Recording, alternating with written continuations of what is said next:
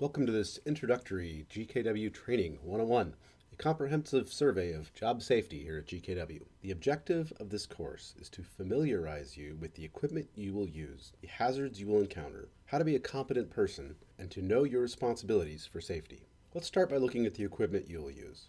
You'll be using powered tools, scaffolding, ladders, lifts, sprayers, and power washers. Power tools come in electric tools such as grinders and arbor tech, vacuums and dust collection systems, gasoline-powered tools such as quickie saws, power washers, and mortar mixers, and powder-actuated tools. Powder-actuated tools require training in each individual model. If you have not been trained in that specific model, please do not use the powder-activated tool. You'll also be using scaffolding, ladders, and lifts. For scaffolding, you'll be responsible for assembly, disassembly, and use. Ladders, you'll use them as they are designed, fixed ladders, step ladders, or extension ladders. Lifts, such as boom lifts, scissor lifts, a hydro-mobile lift, or a forklift. You'll also be using a selection of sprayers and power washers, pump sprayers, during cutting or washing, masonry cleaners, and masonry sealers. Each product has a safety data sheet. We'll be addressing safety data sheets here in a moment. Power washers use pressurized and possibly heated water. There are several hazards you will encounter working at GKW. They include heights, silica hazards, electrical hazards, mechanical hazards, material hazards, enclosed space and confined space hazards, and weather hazards. As for height hazards, the possibility of encountering falling objects means you are required to wear a hard hat at all GKW jobs. At least 10 feet in the air, fall protection begins. That means you need safety rails, fall prevention, or fall arrest system. Safety rails are on the scaffolding which you'll be using, which keep you inside the scaffolding. Fall prevention prevents you from reaching the edge of a heightened surface and falling off of it, and a fall arrest system stops your fall after you've fallen from the edge. There are exceptions of this 10-foot rule.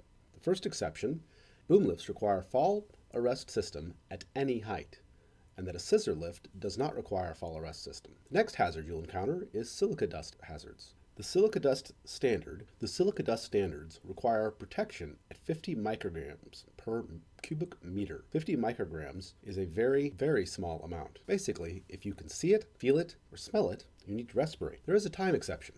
If you are outdoors and grinding for less than 4 hours a day, you do not need a respirator. Otherwise, an APF 10 rated respirator is required. Also, other personal protection equipment should be used when encountering silica hazards, such as safety glasses, goggles, or a face shield. There are electrical hazards you will encounter. Every temporary power source needs a GFCI, a ground fault current interrupter. This only protects you from grounding of equipment.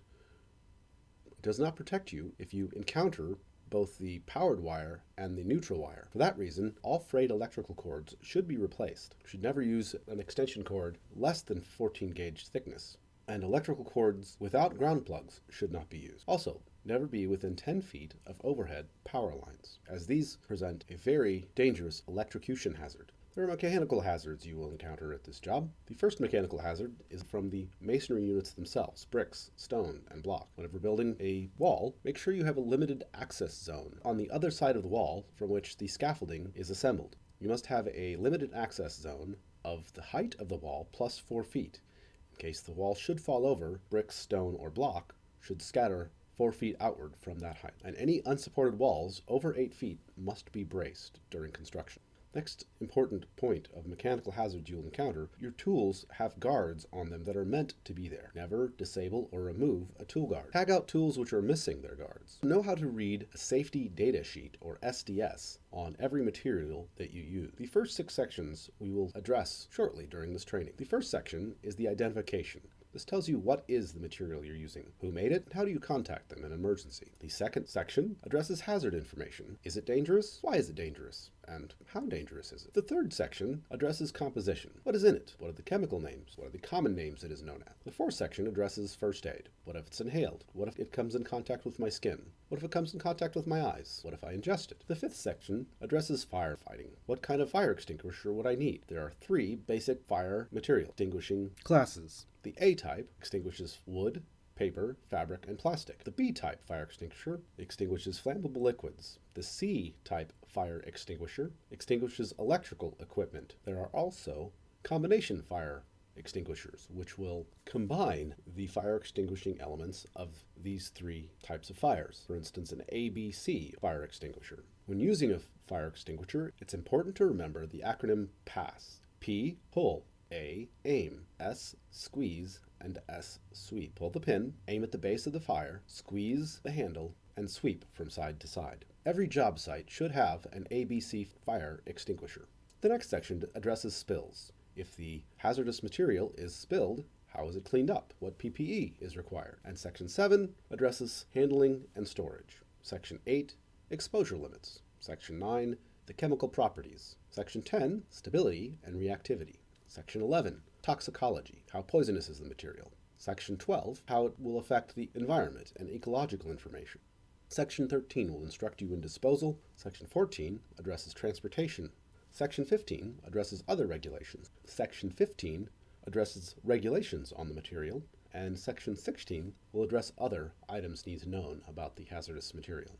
The next hazard you will encounter is enclosed space hazards. An enclosed space is any time you cannot escape in any direction. Always be aware of your exits. If you cannot exit in any given direction, you are in an enclosed space.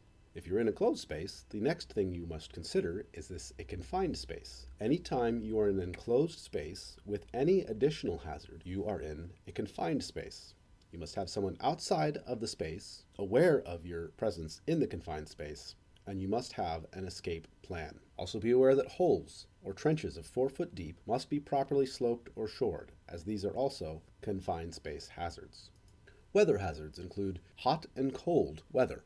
Dress appropriately and drink appropriate beverages. Cold water when it's hot, warm beverages when it's cold. Dress appropriately for the heat and the cold. When it's cold, wear layers so you can adjust to the temperature of the day. Know also about weather hazards. When wind reaches 20 miles per hour, you must discuss with a qualified person whether it is safe to continue working. Evacuate all scaffolding and lifts when there is lightning present in the area. So we want you to consider yourself a competent person at GKW. A competent person is defined as someone who is able to identify hazards, that you know what is hazardous, and you are aware of yourself and others who are encountering hazards. Therefore, you are able to also anticipate hazards. There should be a daily job hazard discussion of what hazards will be encountered during the day and how to adjust to changes in the day as new hazards are encountered. A competent person is always authorized to stop work. You are able to communicate your concern about safety without any fear of reprisal or retaliation. Always address your concern, and if you need to, you are authorized to stop work. So now you know your responsibilities for safety. You know the equipment you will be using, the hazards you will encounter, and how to be a competent person. Let's address a few more things about your responsibilities. There are 3 steps in preparing to be safe. The first step is administrative controls, also known as working smarter. How do you do this job in a safer way? That's the first question you should ask yourself. The second question is, what are the engineering controls I can use? Can I use better tools that will make it safer for me to do this job? And the third question is, what are the PPE, or personal protective equipment, I should be wearing during this job? GKW jobs always require the following personal protection equipment: a hard hat, safety shoes, and safety goggles. Always have these available. What is GKW's responsibility to you for safety? We're responsible for training, equipping you, and enforcing safety rules. We have set you up at the T. Your responsibility is then to drive safety off the T.